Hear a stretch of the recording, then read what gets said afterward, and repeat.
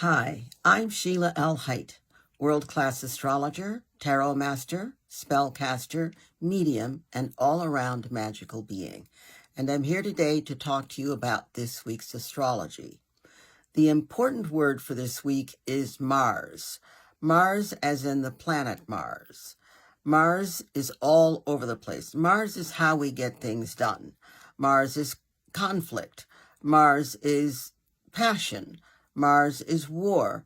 Mars is machinery. How we get things done. Without Mars in our chart, we won't know where to start the engine. It's the ignition stitch. It's the ignition switch.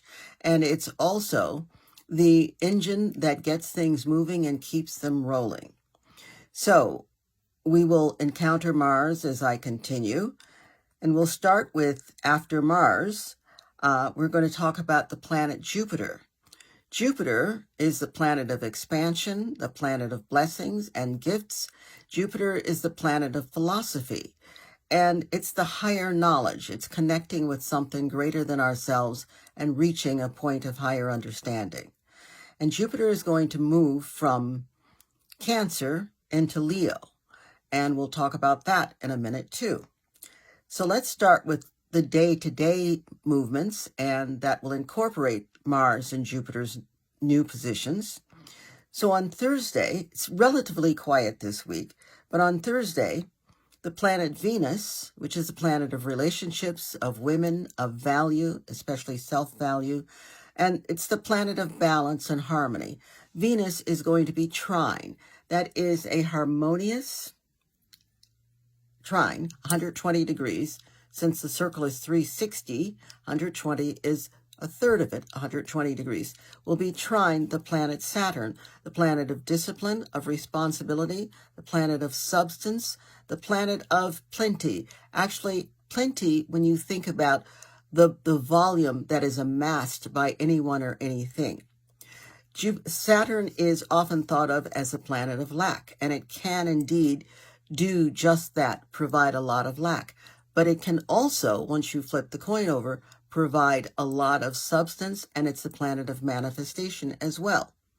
So Venus, which also rules money, Venus, which is talking about balance and harmony, is coming together to work in a harmonious aspect with the planet Saturn. So if you are organized, if you are responsible, if you will write it down and then write out the steps necessary to carry it out, you can have your wish.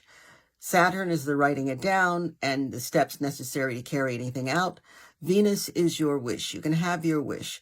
This is not, it's usually thought of as a very harsh combination, but it's really not. All things, if you work them properly, will work on your behalf. Then we have also on Thursday, the sun, the life force, the energy that rules the universe, square, making an abrasive frictional square to the planet Neptune, the planet of no substance, whereas Saturn is substance, Neptune is no substance, the planet of the dream, of fog, the planet of impermanence. Neptune is the planet also of the soul. It's very spiritual. When the sun, the life force, squares Neptune, we have the blazing glare of the sun, the clear sight that the sun brings, and we have it square Neptune. Neptune, as I said, rules the fog. It also rules illusion. You have a really big recipe for confusion, fantasy, and not really knowing what you're looking at and taking a wild guess. And very often that wild guess misses the mark. So when the sun square Neptune, the instructions are put one foot in front of the other. Do not look to the left. Do not look to the right. In other words, don't imagine, don't surmise. Just what is a fact? Is the fact backed up by at least two other sources? That's how you move. This is not a day to sign anything or to make binding agreements. It's a great day if you're a fantasy writer. It's a great day if you like to dream. It's a great day if you want to spend all day in the movies. So, moving on to Saturday. Saturday is Mars, the planet Mars. We started out with that. it's making a sextile aspect to Jupiter. Mars, how we get things done. Mars, the god of war. Mars, passion. Mars, the engine that runs our lives.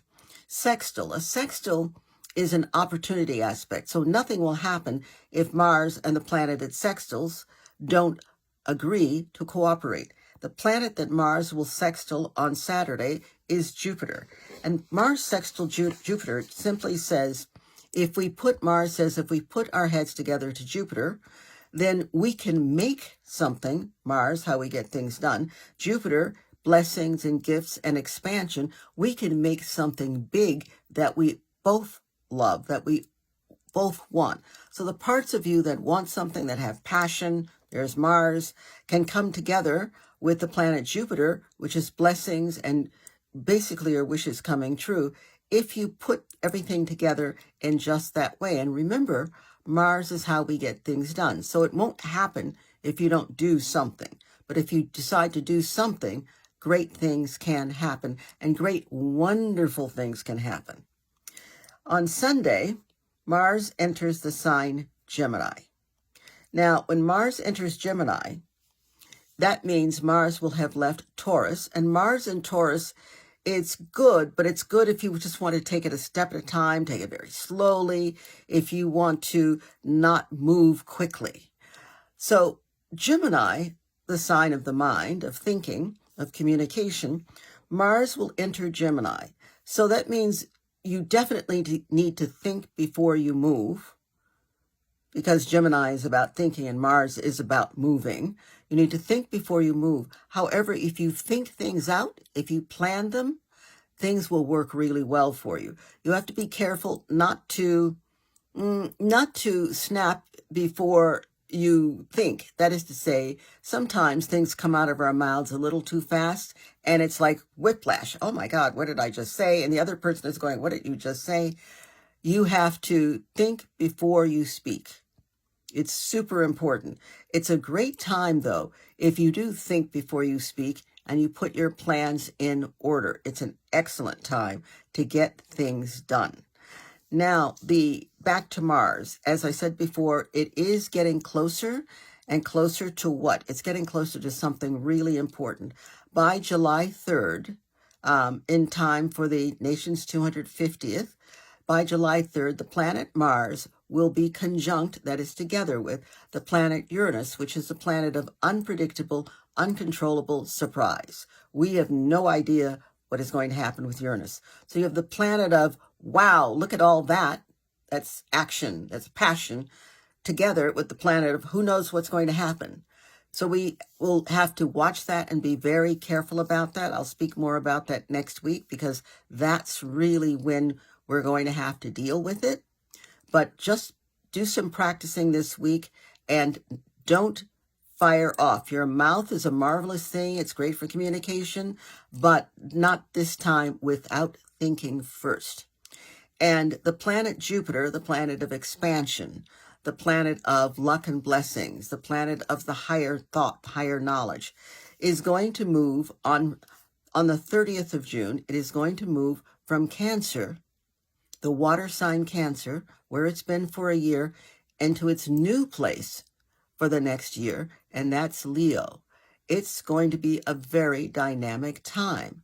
So think about what you want, how you want to show up in the world, get your glad rags out, dust them off, and definitely prepare to, this is a better way of putting it, prepare to wear your crown. It is the time of Leo. And when I say prepare to wear your crown, prepare to show your essence, who you are.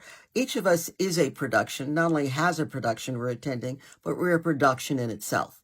Who are you? And be proud of who you are, and be ready to present your ideas and your creative thought and your spiritual leanings to the world, because Jupiter has a great deal to do with all of that. And Jupiter in the sign of the sun, show your brilliance. Perfect. So on that note, I will say goodbye for now, and I'll remind you, I am only one, but I am one. I cannot do everything, but I can do something, and I will not let what I cannot do interfere with what I can do. Bye.